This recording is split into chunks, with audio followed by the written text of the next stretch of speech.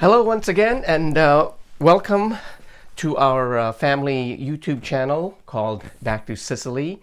I'm Sylvester, the dad, and along with our son Leo and daughter Lucia, we hope to be able to actually get to Sicily this year, which is today is January 1st, 2021. So happy New Year to all of you out there, and thank you for joining us.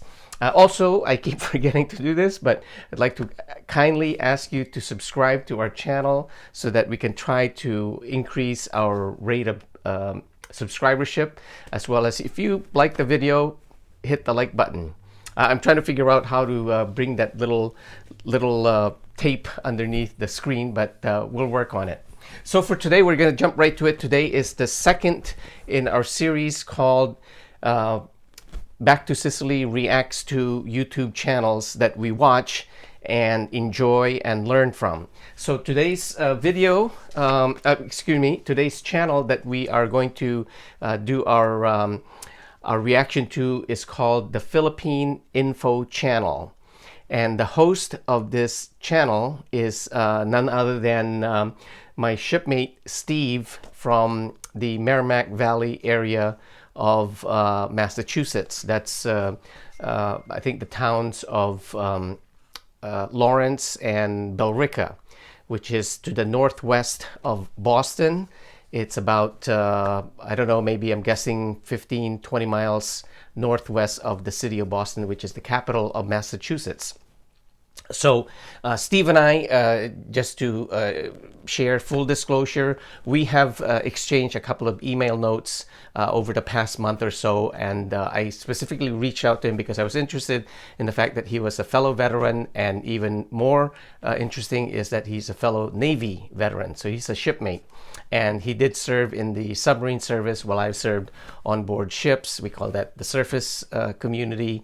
And then after 4 years, because I got seasick, and that's another story for another day, I switched over to the Naval Intelligence, Naval Reserve Intelligence community. So anyway, without further delay, Steve's channel, I think Steve, basically his profile is he's a retiree. Again, just reading from his description of his channel, he's a retiree and a blogger who moved to the Philippines, I think maybe about 2011, so 9 years or so. And he has settled in the 13 Martires area, which is, I guess, close to the Cavite, Imos, Cavite, Kawit, Cavite area. And I haven't quite Googled the exact spot, but generally in that vicinity. Just what would that be, from Manila southwest, probably, I'm guessing 15 miles, 20 miles, or 25 kilometers, 30 kilometers, somewhere there. I did have a chance to visit Cavite, which again, for Steve and I, the interest there is Cavite has historically been a naval arsenal and station, first of course settled by the Spaniards, and then after 1898 by the Americans and the US Navy. And today, of course, it is a Philippine Navy, one of their most important bases, Cavite Sangley Point. So back to Steve's channel.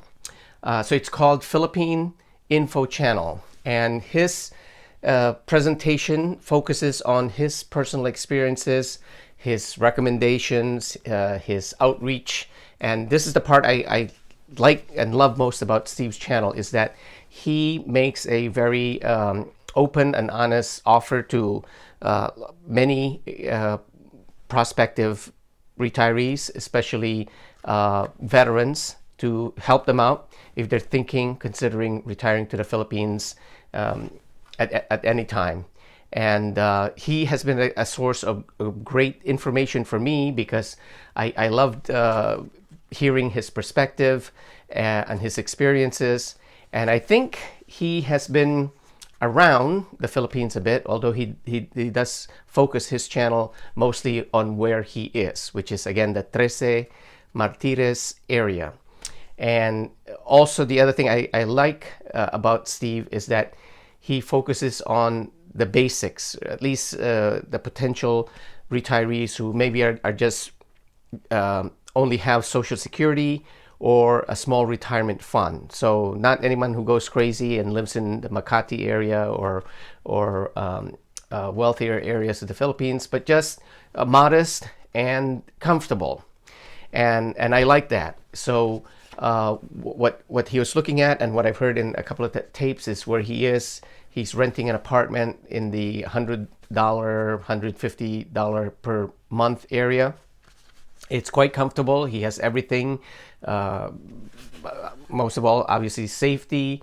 He has air conditioning. He has all the necessities one needs. And then, of course, as a bonus, he lives not in a congested urban area, but he does have access. And in one of his blogs, I really like this, the fact that where he is, he has access, easy access to medical facilities, which is important to him. And also some things that I would like to hear more from him are, again, as a fellow veteran, are any VA services or what may be happening in the Subic Bay area. I know Clark, the former Clark Air Force Base, is now a huge new Clark City. It's like a brand new city that has been developed by the Philippine government and the local provincial government in that, I think it's the Pampanga area. And I know, what is it, last winter, last Christmas, the kids and I went to the Philippines, and we even got to travel to see the Southeast Asian Sea Games, I believe they're called, and they were held in a brand new sports complex. We went there on an off day, not when they were having any athletic competition, but we just mainly were curious, drive there when it wasn't crowded, had a nice visit.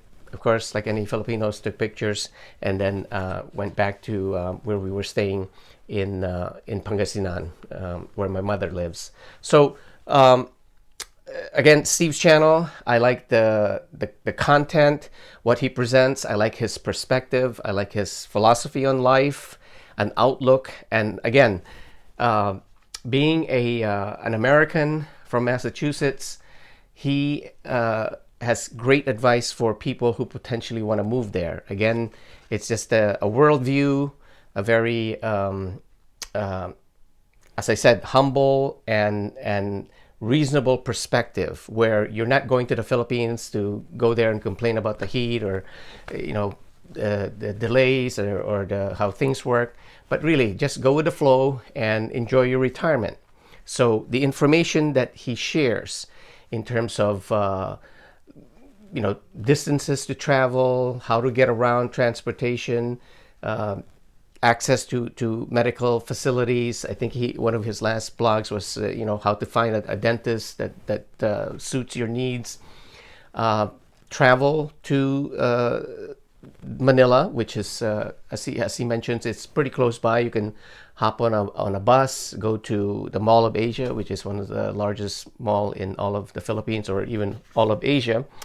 But also, one of the things that I do share with Steve is, besides obviously we're both Navy veterans, is history. And I believe he mentioned that his dad was a World War II veteran who served on a Navy destroyer that served in the Pacific, and also his grandfather had served in the U.S. military and at some point in time was in the Philippines during his military service. So that's another common experience and background that I have with Steve. So as with my review and reaction to the first video we did on Mark Thornton, I know Steve is a bit of a history buff too. So I went back downstairs again to my little library and I dug up this book, which I just decided that for this new year, this is the book I'm going to read first.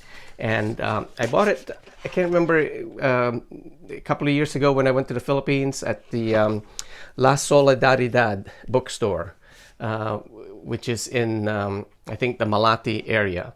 And I see the notes here, 750 Philippine pesos, and there's a note 00073. So I don't know if this is the 73rd book in this edition, but by Samuel K. Tan, and I believe he was pretty much heavily involved with a lot of the centennial of the Philippine Revolution efforts in the Philippines a few years ago. So I'm really looking forward to reading this, because one of the things that I'm interested in is the fact that the Philippine American War is in bad need of attention, and it really needs to be brought to the forefront, not only in the Philippines but here in the US.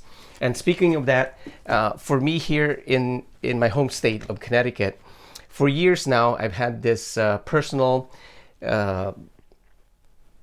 plan and mission to try to get our state memorial monument up in our capital city of Hartford to include a memorial stone to the Philippine War, or Philippine American War, because they acknowledge every major war that the U.S. has participated in, beginning with the Revolutionary War to the War of 1812, the Mexican War of the 1843, I believe it is, to 1844. That's where the whole Daniel Boone, Alamo historical events come from. And then it jumps to the Spanish-American War in 1898. And from there, the memorials jump to World War I. And they completely missed the Philippine War in between there, because that is actually in many ways more significant than the Spanish-American War, because it costs more bloodshed, it costs more in terms of lost lives, national treasury, and it changed the whole history of the Philippines, as well as to some degree Cuba, but more than or equal to the Philippines, what has happened to Puerto Rico up to this day after the Spanish period. So I'll close with that.